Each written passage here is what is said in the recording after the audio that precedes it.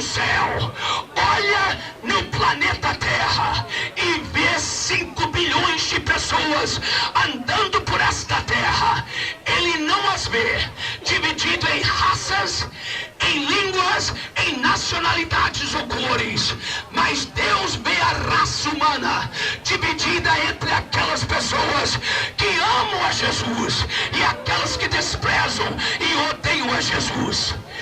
Existe um aumento de ódio no mundo de hoje contra a pessoa de Jesus Cristo. Satanás e suas legiões de demônios e principados e potestades e hostes espirituais da maldade estão engrenando uma guerra total contra Jesus, contra a sua igreja e contra a sua palavra. Eu gostaria de vos fazer uma pergunta esta tarde. Por que existe tanto ódio contra a pessoa de Jesus na nossa sociedade e mundo de hoje? Por que o comunismo tanto odeia a pessoa de Jesus Cristo? Por que as falsas seitas e religiões tanto odeiam a pessoa de Jesus Cristo? Por que muitas pessoas nobres, professores de universidades, homens políticos odeiam a pessoa de Jesus Cristo? Por que existem homens que se denominam ministros de Deus, mas levantam atrás do púlpito e atacam o nascimento virginal de Jesus, atacam a eficácia do seu sangue e atacam e descreem na sua ressurreição física? Eu vos pergunto de novo, por que tanto ódio contra a pessoa de Jesus Cristo? E agora eu vou lhes dar a resposta. Vocês sabem por que o comunismo odeia Jesus Cristo? Vocês sabem por que as seitas e as religiões não cristãs odeiam a pessoa de Jesus? Vocês sabem por que existem ministros que fazem parte do clero, que descreem e atacam a pessoa de Jesus Cristo e o odeiam? O mundo de hoje odeia a pessoa de Jesus porque Jesus está vivo. Ninguém odeia um defunto. Se ele tivesse permanecido no túmulo, falariam bem dele. Diriam, ele é grande como Buda, ele é maravilhoso como Confúcio, ele foi um grande líder e filósofo como Maomé. Mas hoje Jesus é odiado porque ele está vivo. Ele ainda anda por cima das águas, ele ainda acalma a tempestade, ele ainda levanta o coxo, ele ainda abre o olho do cego, ele ainda limpa o leproso, ele ainda transforma o pecador. Jesus vive e é por isso que a humanidade o odeia. Se nós visitássemos o túmulo de Buda, nós leríamos a inscrição: aqui reposam os restos mortais de Buda. Se nós fôssemos visitar o túmulo de Confúcio, nós leríamos a inscrição: aqui reposam os restos mortais de Confúcio. Se vocês fossem comigo no porão do Vaticano e da Basílica de São Pedro, ali no Vaticano em Roma, nós visitaríamos os túmulos dos grandes papas e leríamos as inscrições: aqui reposam os restos mortais do Papa Leão 23, do Papa Pio X, Pio XII, ou do amado Papa João 23. Se nós fôssemos para Londres, na Inglaterra, e visitássemos o túmulo de John Wesley, como eu já fiz, nós leríamos a inscrição: aqui reposam os restos mortais do reverendo John Wesley, o fundador da igreja metodista. Se nós fôssemos para os Estados Unidos e visitássemos os túmulos daqueles grandes pregadores, nós leríamos as inscrições: aqui reposam os restos mortais de Dwight Moody, de Charles Finney ou de Billy Sunday. Mas esta tarde, minha gente, eu poderia levar-vos comigo para visitar um túmulo que fica logo do lado de fora das antigas muralhas da cidade de Jerusalém. E ao aproximarmos daquele túmulo, nós viríamos que ele está aberto. E se fôssemos entrar lá dentro, nós viríamos que ele está vazio. E com a voz e o ouvido do Espírito, nós ainda ouviríamos os anjos dizerem: Jesus não está aqui, ele ressuscitou, ele ressuscitou, ele ressuscitou, ele é diferente.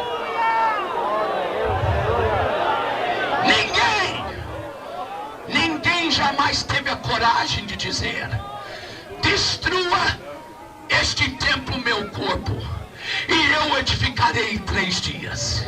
Ninguém jamais teve a ousadia de dizer: assim como Jonas esteve no ventre do peixe por 3 dias e 3 noites, assim também o Filho do Homem estará no ventre da terra.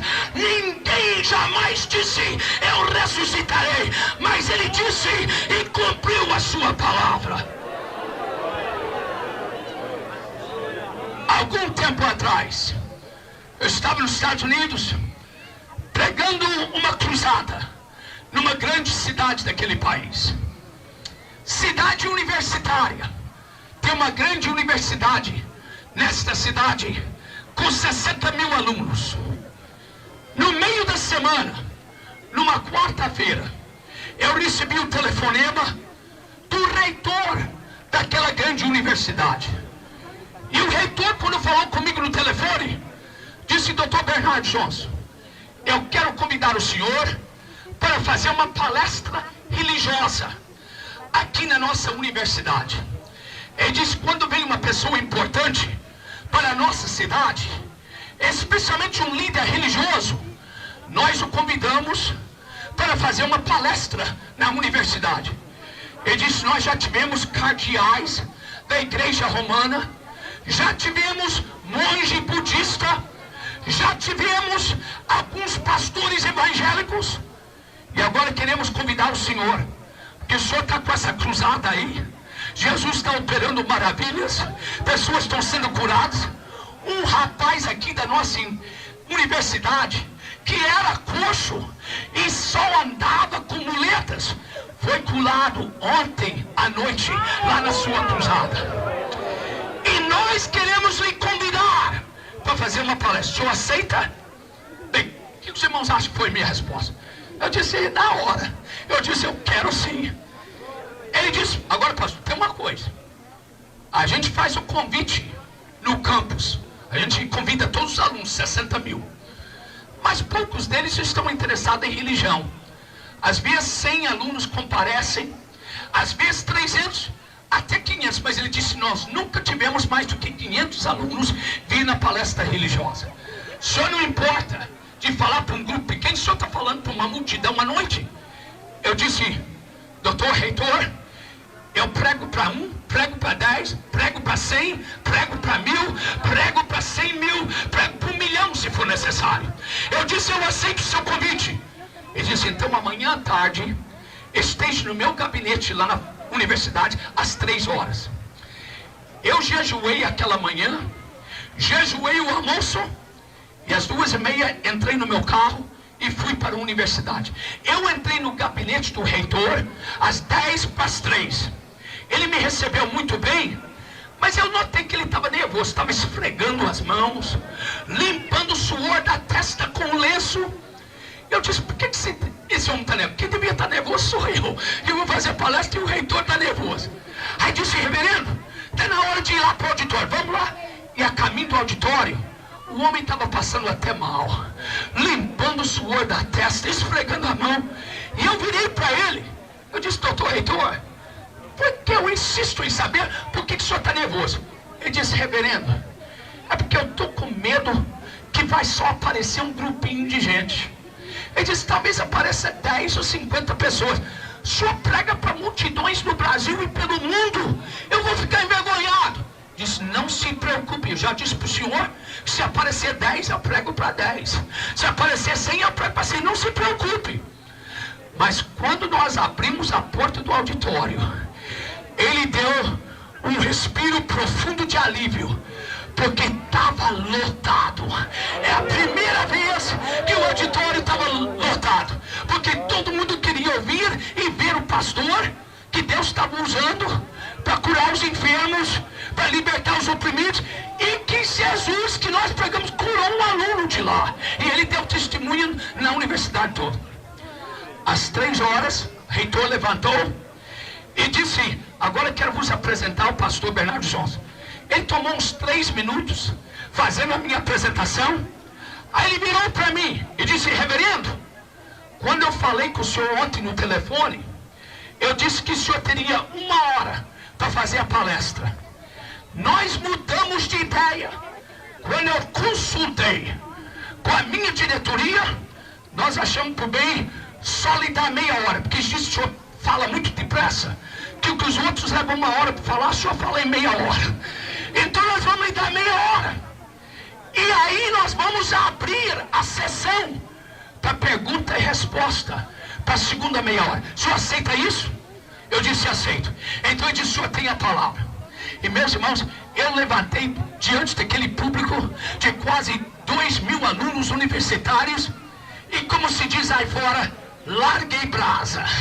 Preguei por 30 minutos, preguei sobre a cruz, preguei sobre a ressurreição. Eu sabia que a maioria desses alunos nunca tinham ouvido o evangelho, e dentro de meia hora eu quis dar o máximo de evangelho que pudesse dar. E quando venceu minha meia hora, eu disse: muito obrigado, senhores e senhoras, e me sentei. Eles me deram um aplauso, mas um aplauso fraquinho.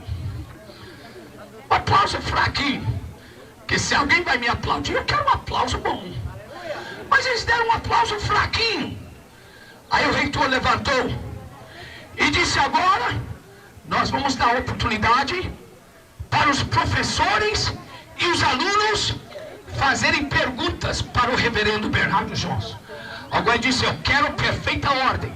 Se você tem uma pergunta para o reverendo, levante-se, levante sua mão, identifique-se por nome, e eu passarei a oportunidade para você. Então ele disse: quem é que vai fazer a primeira pergunta? E lá atrás, nas últimas cadeiras do auditório, um rapaz elegante, bonitão, se levantou. E quando o reitor disse: fulano de tal vai fazer a primeira pergunta, todo mundo aplaudiu com força. Antes de ele fazer a pergunta, já estavam aplaudindo esse rapaz. Eu descobri depois que ele era um estudante de medicina. Era um gênio. Tinha um que era além do que se possa sonhar. Que ia além do que se possa sonhar. Era inteligente, mas era ateu. E todo mundo sabia que ele ia me crucificar. Eles disseram: ele vai botar o pastor na parede e mandar pregos nas mãos e nos pés do pastor. Ele não vai perdoar esse pastor, não. Então aplaudiram, assobiaram, bateram o pé pro rapaz que não tinha nem falado nada ainda. Aí eu pedi calma, disse todo mundo quieto. Ele disse: meu filho, pode falar, qual é a sua pergunta? Ele disse: pastor Bernardo Johnson, antes de eu fazer a pergunta, eu posso fazer uma declaração? Eu disse: pode, a palavra está com você. Ele disse: eu quero que o senhor saiba que eu não acredito numa palavra que o senhor falou durante sua meia hora. Aí todo mundo aplaudiu de novo. Mas o Espírito Santo já tinha me dado o controle da reunião, eu não estava preocupado, né? Aí eu pedi que parasse de aplaudir. Eu disse: meu filho, faça a pergunta agora para os outros também ter tempo de fazer a pergunta. Qual é a sua pergunta? Ele disse: reverendo Johnson, a minha pergunta é a seguinte: por meia hora que o senhor falou aqui, o senhor falou como o seu Jesus é maravilhoso, poderoso, glorioso e majestoso. Ele disse: a minha pergunta é a seguinte: se o seu Jesus é tão majestoso, é tão poderoso, é tão maravilhoso e tão glorioso, por que quando ele morreu, que ele não tinha dinheiro para comprar uma sepultura e teve que ser sepultado numa sepultura emprestada? E todo mundo aplaudiu e tudo. E eu liguei-me com o céu e eu disse: Senhor, qual é a resposta para essa pergunta? E na hora o Espírito Santo me deu a resposta. Eu pedi calma. Eu disse, todo mundo pare, que eu vou responder. A boca de todo mundo caiu, porque eles pensaram que eu não tinha resposta. Eu disse, olha, a razão que o meu Jesus maravilhoso, glorioso, poderoso e majestoso não comprou uma sepultura, para que gastar um dineirão se ele só ia passar o fim de semana lá dentro? E meus irmãos, os alunos se colocaram de pé e me deram um aplauso de 3 minutos. E eu disse, cadê o rapaz? Ele estava lá sentadinho, humilde. Disse, meu filho, você tem mais alguma pergunta? Ele disse, não. Aí o reitor levantou e disse, quem vai fazer a segunda pergunta? Passou 1 minuto, ninguém perguntou. Ele disse, pastor, o senhor ainda tem 27 minutos, prega outra vez para nós. E eu preguei outra vez. Jesus vive!